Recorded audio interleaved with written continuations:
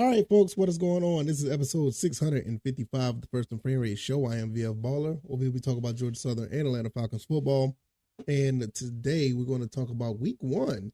Week one is approaching for Georgia Southern and the Atlanta Falcons. And I was going to do this show to be basically like a pregame show for the Georgia Southern Eagles because they play on Saturday. But I'm going to save that for Saturday. So if you want to come through and come on and watch the show or watch a video on this channel of the pregame of the Georgia Southern Eagles playing the Citadel, I will be having that up and I'm going to give you a thorough breakdown of what I expect. And on Sunday, I'm going to do the same thing for the Falcons as they host the Carolina Panthers. So both of our teams, the Georgia Southern Eagles, are going to be hosting the Citadel, and the Falcons are going to be hosting the Carolina Panthers. So this is going to be a really big week for football for both of our teams. I am very, very excited. So if this is your first time here, welcome.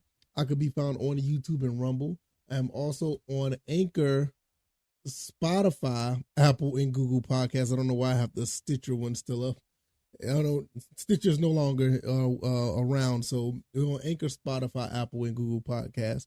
Also, I am on X at VF Baller, and the website is firstandframerates.com. I want to thank you guys for the support. You guys have been awesome, and if I would ask nicely for you guys to continue that support, hit the like button, share this podcast, subscribe to the channel if you haven't already. Now, what does this mean? Week one for the Falcons and the Georgia Southern Eagles.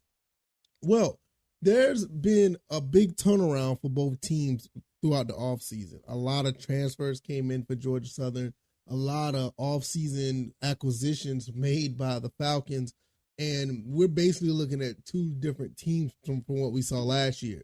I think this team for Georgia Southern is going to have a better defense as well as the Falcons. I think the Georgia Southern Eagles are going to just show off how well that they improved on defense. So not to get in too many technical things, like I said, what I'm going to do with the videos that's going to be on the YouTube channel and the Rumble channel on Saturday and Sunday. I'm not going to get into too much technical detail, but I will say that I think the defense of both of these teams are going to show up and they're going to do some really good things. And I am very, very excited about that.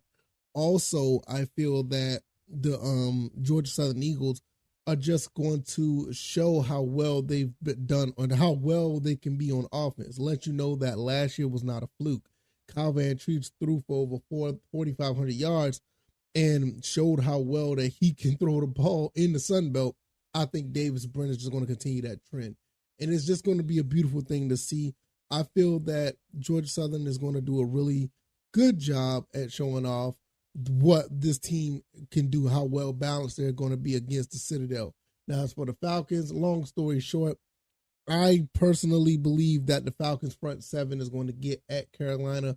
And even though I'm already on record saying that Carolina is probably the toughest team in the division that we're going to have to face, because I think the Saints are going to be pretty good. Now, I'm not going to lie. The more I think about it, it may be a toss-up for the Carolina Panthers and the Saints. But I just think that the Falcons are just going to overpower what the Carolina Panthers bring to the table.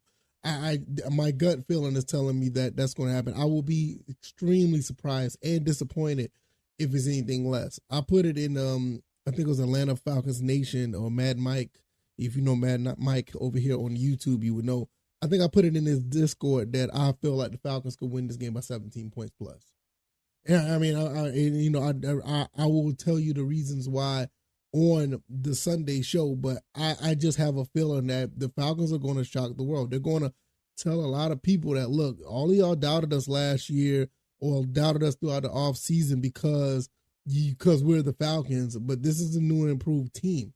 And I feel like we're going to show a lot of people what we're made of. I think the offensive weapons are going to be way too much, and the defense is going to play very well.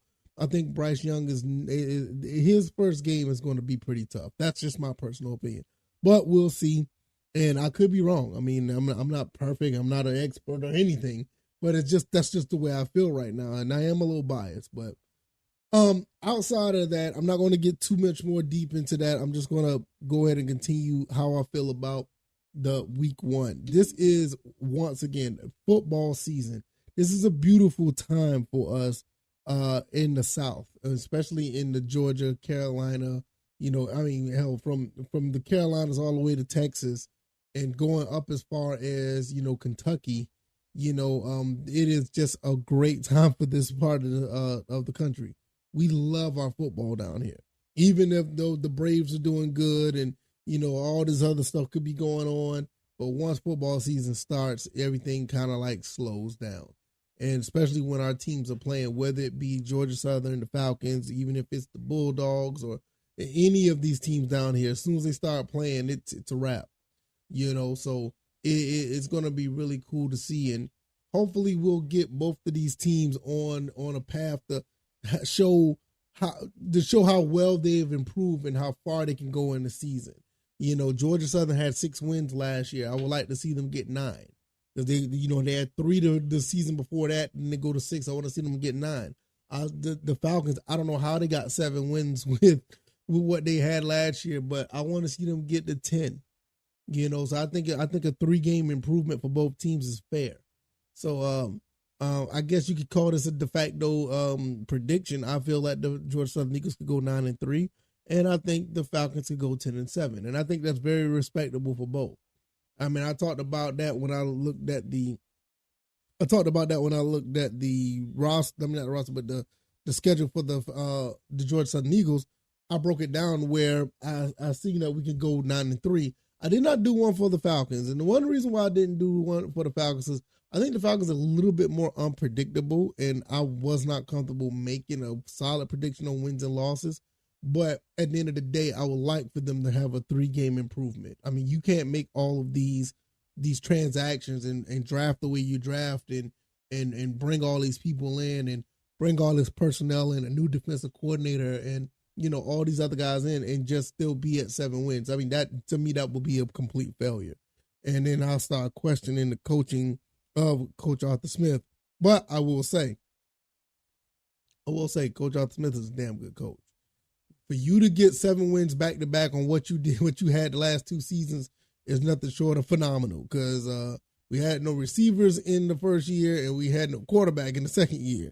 Now, with Desmond Ridder is starting to come into himself and come on as a better quarterback, and you're starting to see the people that he's putting around him. It is a really good chance that this kid could be a special quarterback. I mean, he has the opportunity to, and this team could be special, but it all starts with what they do on Sunday. And as for Georgia Southern, I mean, what can you say? Coach Clay Helton has done a phenomenal job of getting this team together. I love the guys that he brought around, the transfers that came in, even the recruiting class. The guys that came in the recruiting class are really good. And another thing I noticed, not just the recruiting class of this year, but the recruiting class of last year, a lot of those guys got prominent spots on the depth chart. I looked at the unofficial depth chart yesterday, and it showed Mark Stampley. You said Joshua Thompson, Bashawn Wembley, Latrell Bullard, Marcus Sanders. You starting to see some guys that were actually, put in a little bit of work last year. O.J. Arnold. They put some work in last year, and now you're starting to see that they got some significant roles on this team, and that's really telling and show you how well that this team has been recruited and how well they've been developed. Because they could have easily just brought a bunch of transfers in to replace those guys. But what they did was they brought the transfers in to replace some of the transfers that went out. They brought in some of these guys to replace, some guys who just was not just transferred out, but just graduated. J.J. McCaffrey is still here. He's going to be right behind Keaton. That's going to be a really nasty tight end situation. I would love to see them run 2 tight end sets with those 2 guys. That's going to be very difficult to defend. You get a 2 tight end set with those 2 guys, and you put Derwin Burgess and Anthony Quealy on the outside, or you put Derwin Burgess and Caleb Hood on the outside. It's going to be a matchup nightmare for a lot of secondaries. Linebackers not going to know what to do. It's going to be a nightmare. So it's going to be really, really cool and interesting to see how this plays out. Last but not least, I will talk about the Falcons one more time. I'll bounce back to them. I want to see this front seven get some pressure on Bryce Young. I want to see them at least sack him 2 or 3 times this game. I want to see them get at him.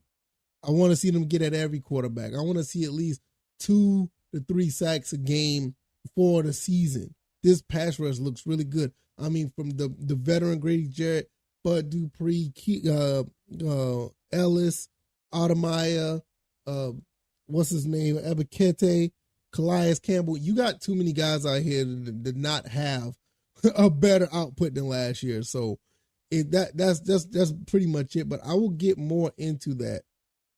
I will get more into that on Sunday when it comes to the Falcons, and I'll talk more about Georgia Southern prior to the game starting for the Georgia Southern Eagles. I am really, I don't know. I'll just let you guys know how it goes. If you like this commentary, hit the like button, share this podcast, subscribe to the channel if you haven't already. Let me know what you guys think about week 1. Is about to begin for the Georgia Southern Eagles and Atlanta Falcons. I want to get more in depth of both of these games right before the game starts on Saturday and Sunday. Hopefully you guys will be able to come around and check it out. And I don't know. I may do something in Discord. I'll put an announcement out there on Twitter if I do something on the Discord. I'm not really sure if I will stream the games or whatever. I'm not sure, but we'll see.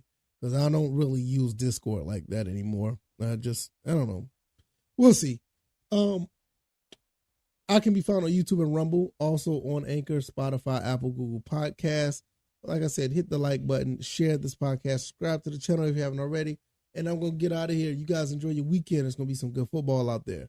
All right, y'all. Y'all take it easy, and y'all be blessed. Peace.